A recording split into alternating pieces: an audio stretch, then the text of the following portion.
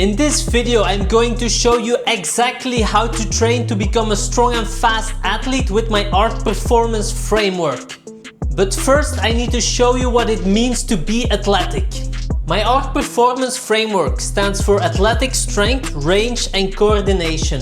Where all of those meet in the middle, this is where performance lies. An athlete that lacks athletic strength is an underpowered athlete. An athlete that lacks range is a restricted athlete. An athlete that lacks coordination is a low solution athlete. I am going to show you the 3 levels necessary for each of these 3 qualities. When we're talking about athletic strength, the main word I want you to think about is strong. Our first layer is heavy bilateral. If you want to be able to produce force, you have to be strong on both legs. This is where our big compounds come in place. However, sports and life doesn't just happen on 2 legs. This is where our second layer, heavy unilateral work, comes into place. You don't just want to be strong on a heavy back squat. You also want to be strong on exercises like Bulgarian split squats, lunges, single leg Romanian deadlifts. Training on both legs might disguise some weaknesses. Training on one leg does not. Our third layer is rate of force development and heavy power work. Power is force times velocity. This means that speed plays a role. So you have to include rate of force development work.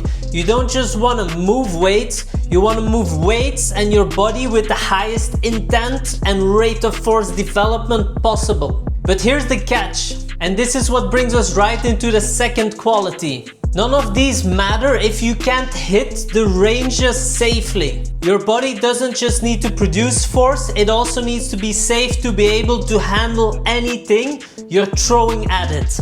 I do mean anything.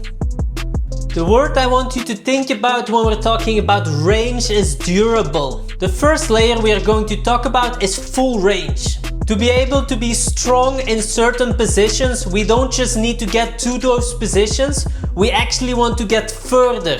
Sport doesn't always require the full range positions. However, being able to get there is what's going to keep your joints and muscles and tendons healthy. When we're talking about tendons, isometrics becomes a big player. This is actually a very interesting one because it can also play a role for performance. There's typically 2 ways we can do isometrics. You have yielding isometrics and you have overcoming isometrics. Yielding is where we hold a position, and yes, these are horrible. Overcoming is where we try to move an immovable object. Way more fun. In this layer, yielding isometrics is mainly what's gonna be beneficial.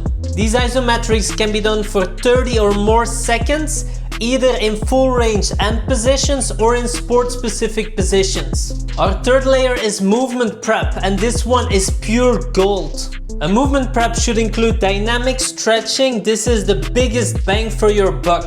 If you're someone like me who is really tight as fuck, let's be honest here, and who does not like stretching at all, this is the #1 thing for you. Do your dynamic stretching well and then do some exercises that will prep you specifically for the training you're about to do. These might also cover end range, full range positions. This will really change your life if range is what you're lacking. I also included a link in the description where you can test the quality that you're lacking yourself. But if we're looking at being a strong and fast athlete, there's still a very big part missing. Apart from rate of force development, I haven't really touched the fast part of athleticism. This is where our final quality, coordination, comes in place. The first layer within our third quality is actually one you're probably not expecting to see. It's going to be core work. So you have to imagine that there is a theory which is called the spinal engine theory. This theory suggests that actually the movement doesn't come from the limbs, but it starts within the spinal engine. Now, whether that's right or wrong, that's not a discussion we are going to have. But what it does tell us is the importance of core and the importance of how the core actually transfers force throughout the body. So your core is a very important player. Train it in a lot of different ways, shapes, positions. More is better when it comes to this one. The second layer is plyometrics. When plyometrics are used correctly, it's basically the bridge between our strength work and our speed work. It's what helps transfer force between the two.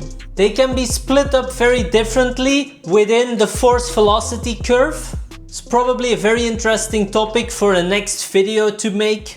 But the main thing I already want you to take away is this. If you're trying to improve acceleration and change of direction, projecting horizontally is very important. If you're trying to improve maximal speed, vertical plyometrics is your go-to. And then our last layer, and obviously this one could not miss if we're talking about fast, sprint work. An all-out sprint is probably one of the most coordinated tasks you can imagine. Because the time you apply force in the ground is so short, you can't consciously say like, I want to do this better or that better. It's moving so fast that your coordination takes control. Whereas if you're doing a heavy back squat, there's still time to change things throughout the reps. So this was the full ARC performance framework if you want to train to become a strong and fast athlete. But keep in mind that this only works when you're putting full intention within everything you're doing. Everyone can go try and sprint or do a heavy squat, but doing it with the right intent is what's going to make the difference. Subscribe to my channel if you want more videos like this.